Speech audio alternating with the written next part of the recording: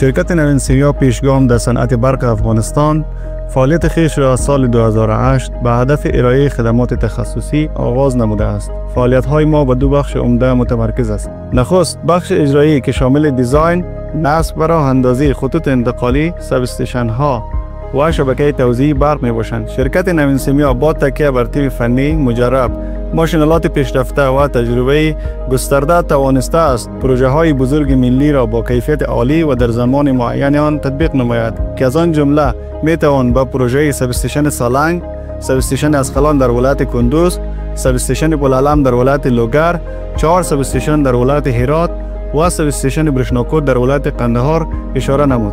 دوم، بخش تولیدی. فابریکات نوین سیمیا در هرات و کابل موقعیت دارند که مشغول تولید تجهیزات برقی با کیفیت عالی و استانداردهای بین‌المللی میباشند.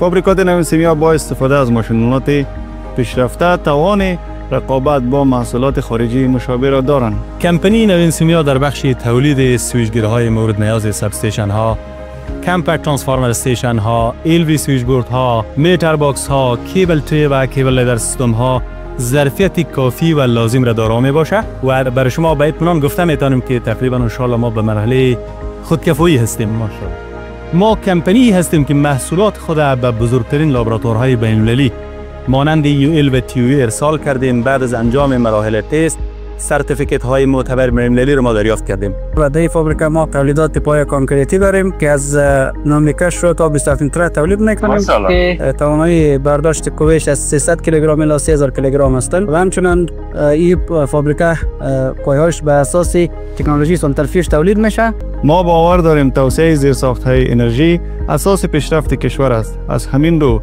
کیفیت، تعهد و نوآوری سه بخش عمده از فعالیت‌های نوین سیمیا را تشکیل می‌دهد.